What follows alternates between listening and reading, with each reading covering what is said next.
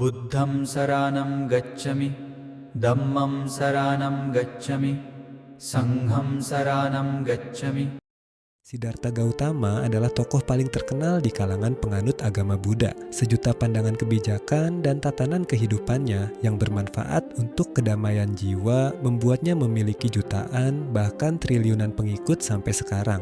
Kalau dia punya Instagram, mungkin pengikutnya bisa mengalahkan penduduk suatu negara. Bayangkan ada anak sultan bernama Siddhartha Gautama. Dia lahir di Taman Lumbini sekitar abad ke-5 sebelum Masehi. Kelahirannya itu ekstra banget. Ramalan bilang dia bakal jadi raja sejagat atau guru spiritual paling berpengaruh. Bapaknya, Raja Sudodana, langsung overprotective. Dia pengen Siddhartha jadi penerus takhta, bukan jadi anak senja yang hobi meditasi.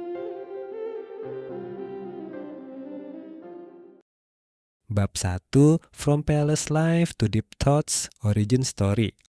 Oke, mari kita deep dive lebih dalam lagi ke sejarah hidup Siddhartha Gautama. Gua bakal rangkum perjalanan hidupnya dari pangeran istana sampai jadi the OG Enlightened One dalam narasi yang lebih padat tapi tetap full meat. The origin story, kelahiran yang penuh ramalan. Sekitar tahun 563 sebelum Masehi, di sebuah kerajaan kecil bernama Sakya, sekarang daerah Nepal, lahir seorang bayi laki-laki bernama Siddhartha Gautama. Ibunya, Ratu Maya, konon bermimpi seekor gajah putih masuk ke rahimnya. Sebuah pertanda kalau bayi ini bakal jadi sosok yang extraordinary. Pas lahir, seorang petapa bijak bernama Asita datang dan nangis. Bukan sedih, tapi terharu. Dia ngeramal kalau Siddhartha punya dua pilihan takdir, jadi raja sejagat, pemimpin politik paling hebat, atau jadi Buddha, pemimpin spiritual paling agung.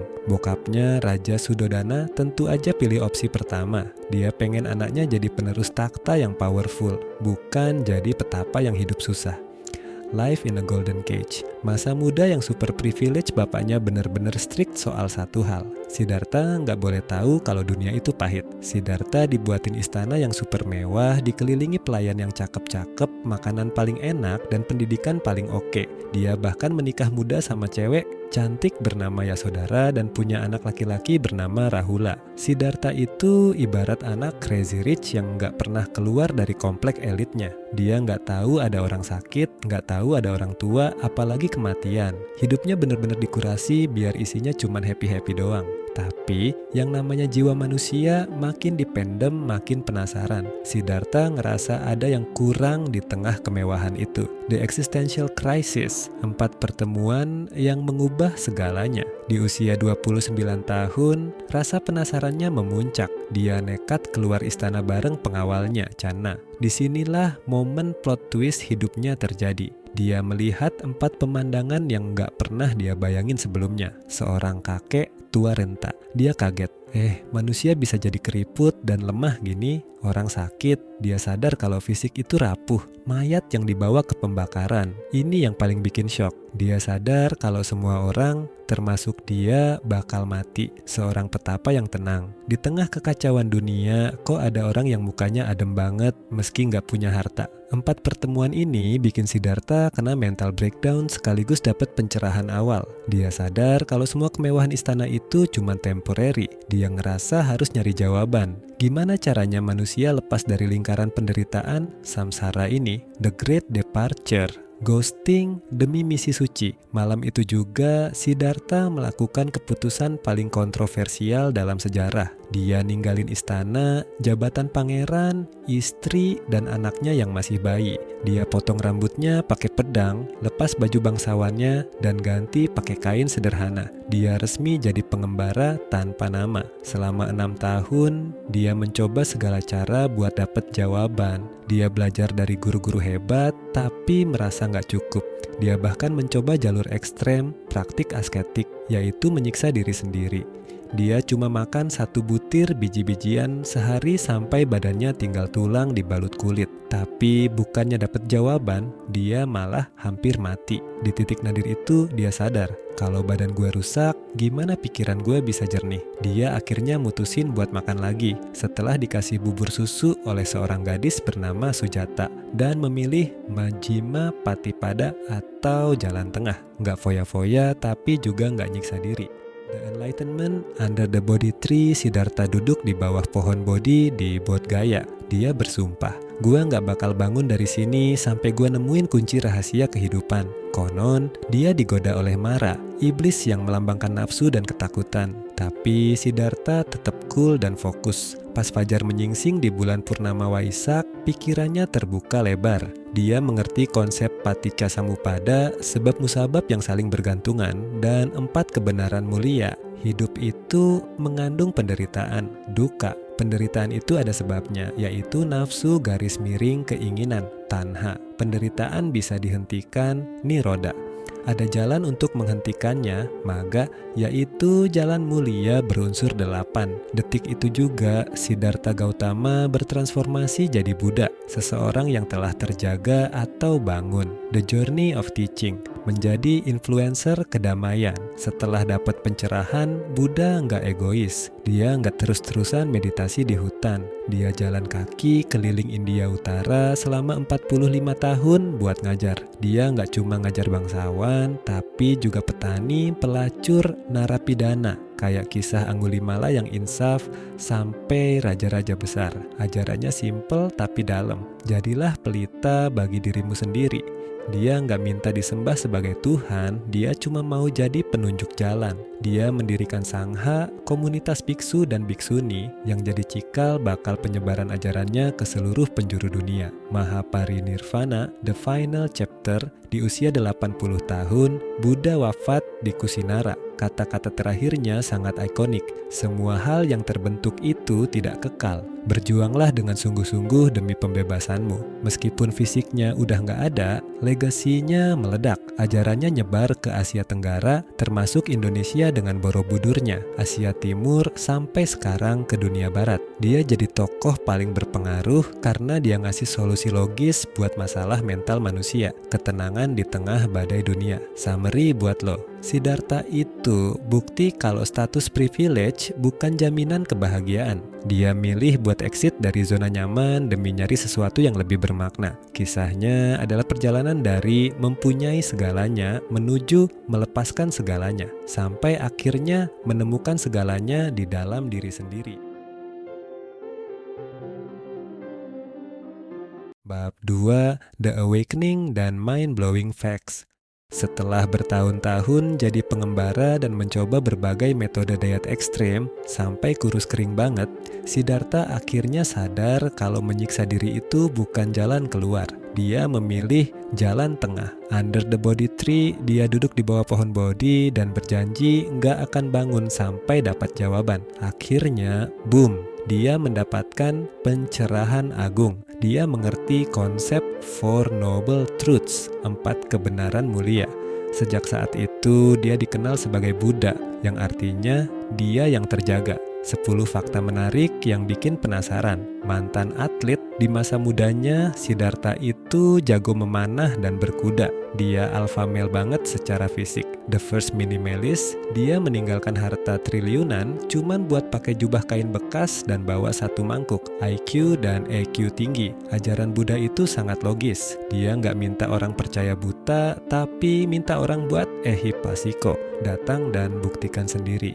Anti kasta. Di zaman yang sangat membedakan kasta, dia bilang semua orang itu sama di depan hukum alam. Pejuang hak perempuan, dia salah satu tokoh pertama yang mengizinkan perempuan jadi biarawati, bikuni, diet seimbang. Dia nggak setuju sama penyiksaan diri, tapi juga nggak suka foya-foya. Balance is key. Psikolog. Pertama, banyak yang bilang ajaran Buddha itu sebenarnya psikologi kognitif versi awal, pohon yang masih ada. Keturunan dari pohon Bodhi, tempat dia meditasi masih ada sampai sekarang di India dan Sri Lanka. Bukan Tuhan, Siddhartha selalu menegaskan kalau dia itu manusia biasa yang sudah bangun, bukan dewa. The Golden Ratio, visualisasi wajah Buddha sering dianggap sebagai standar ketenangan simetris dalam seni dunia. Bab 3, the golden era saat Zen vibes mendominasi dunia. Alright, bayangin lu hidup di masa dimana nggak ada internet, tapi sebuah ideologi bisa trending dari India sampai ke pelosok Jepang. Itu yang terjadi sama ajaran Buddha. Ini bukan cuma soal agama, tapi soal lifestyle dan mindset yang bikin orang-orang zaman dulu ngerasa gua butuh pencerahan ini. 1. The Ashoka Effect, influencer pertama di dunia. Kalau kita ngomongin masa kejayaan Buddha, kita wajib bahas Raja Ashoka. Dia ini the ultimate game changer. Awalnya Ashoka itu raja yang red flag banget. Dia hobi perang, ekspansi wilayah, dan pokoknya haus darah deh. Tapi setelah perang Kalinga yang brutal banget, dia ngalamin mental breakdown, lihat mayat di mana-mana. Dia dapat hidayah lalu convert ke ajaran Buddha. Apa yang dia lakuin? Dia nggak cuma meditasi di pojokan. Dia jadi top tier influencer.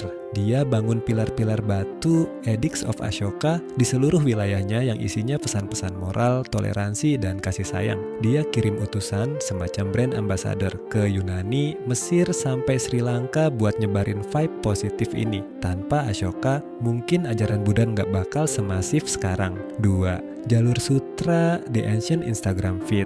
Jalur Sutra itu bukan cuma buat jualan kain atau rempah, tapi juga tempat tukar ide. Para pedagang dan biksu traveling ngelewatin rute ini. Bayangin para biksu itu kayak travel blogger. Mereka bawa naskah suci, seni, dan filosofi ke Tiongkok. Di Tiongkok, ajaran Buddha ngalamin glow up, ketemu sama Taoisme dan Konfusianisme, akhirnya lahirlah aliran-aliran baru kayak Zen atau Chan. Ini masa di mana kuil-kuil megah mulai dibangun dan seni patung Buddha jadi masterpiece yang nggak ada lawan. 3. Universitas Nalanda, Harvard-nya zaman dulu. Lo tahu nggak kalau pusat pendidikan paling oke di dunia abad ke-5 itu ada di India? Namanya Nalanda. Ini adalah universitas asrama pertama di dunia. Ada ribuan mahasiswa dari seluruh Asia belajar di sana. Bukan cuma belajar agama, tapi juga logika, astronomi, medis, sampai filsafat. Nalanda itu literally pusat intellectual property dunia pada zamannya. Kalau lo lulusan Nalanda, lo udah pasti dianggap paling smart se-kecamatan. 4. Borobudur, the flex of the century. Kita harus bangga karena salah satu bukti kejayaan Buddha paling epik ada di Indonesia. Candi Borobudur. Dinasti Shailendra bangun ini bukan cuma buat pamer, tapi sebagai bentuk nyata dari alam semesta menurut ajaran Buddha. Borobudur itu kayak ensiklopedia batu. Ribuan panel relief di sana itu isinya cerita kehidupan yang kalau lo baca satu-satu, lo bakal paham arti hidup tanpa perlu scrolling TikTok. Kontroversi dan drama. Nggak selalu mulus bro. Di balik kedamaiannya, sejarah Buddha juga penuh drama dan kontroversi yang masih sering dibahas anak-anak sejarah atau sosiologi zaman sekarang. CG, The Great Departure, Ghosting. Istri dan anak ini yang paling sering didebatin. Siddhartha ninggalin istrinya, Yasodhara, dan anaknya Rahula pas mereka lagi tidur. Di mata remaja sekarang, ini mungkin kelihatan kayak toxic masculinity atau ghosting tingkat dewa, the defense. Tapi penganutnya bilang, ini adalah pengorbanan besar buat nyari obat buat penderitaan seluruh umat manusia. It's about the bigger picture. 2. Agama atau life coaching. Banyak orang barat dan anak-anak open-minded sekarang nganggep Buddha itu bukan agama, tapi sistem psikologi atau philosophy of life. Karena Buddha nggak pernah ngaku sebagai Tuhan dan nggak fokus sama penciptaan dunia. Ini bikin kontroversi di kalangan agamawan konservatif. Lalu kita nyembah siapa? Nah, itu sering jadi bahan debat di forum-forum online. 3. Zen and the Art of War. Ada masa di Jepang di mana para samurai pakai ajaran Zen buat bikin mereka lebih fokus saat perang. Lah, katanya damai, kok malah dipakai buat tebas orang. Ini adalah salah satu paradoks dalam sejarah perkembangan ajaran Buddha yang sering bikin orang garuk-garuk kepala. 4. Komersialisasi inner peace. Zaman sekarang, wajah Buddha ada di mana-mana. Jadi tato, jadi hiasan di bar, sampai jadi nama kafe. Banyak komunitas penganut Buddha yang merasa ini cultural appropriation yang nggak sopan. Buddha is for enlightenment, not for your aesthetic living room. Gitu kira-kira protesnya. Kenapa masih relevan buat kita? Kenapa sih sosok yang hidup ribuan tahun lalu masih bisa berpengaruh banget? Karena masalah manusia dari dulu sampai sekarang itu sama, overthinking dan FOMO. Siddhartha Gautama itu orang pertama yang bilang kalau akar masalah kita itu ada di pikiran kita sendiri, desire garis miring tanha. Dia ngajarin mindfulness. Sekarang lo lihat aplikasi meditasi kayak Calm atau Headspace harganya mahal banget. Padahal Siddhartha udah ngasih tutorialnya gratis ribuan tahun lalu. Dia adalah tokoh yang paling berpengaruh karena dia ngasih tools buat kita buat pulang ke diri sendiri di tengah dunia yang makin kaotik. Dia ngajarin kalau jadi orang baik itu nggak perlu nunggu dapet reward. Tapi karena itu emang the right thing to do. Summary buat lo. Siddhartha Gautama itu dari pangeran privilege, jadi pencari kebenaran yang struggle, sampai akhirnya jadi the awakened one. Masa kejayaannya ngebuktiin kalau soft power, ide dan kedamaian itu jauh lebih kuat daripada hard power, pedang dan perang.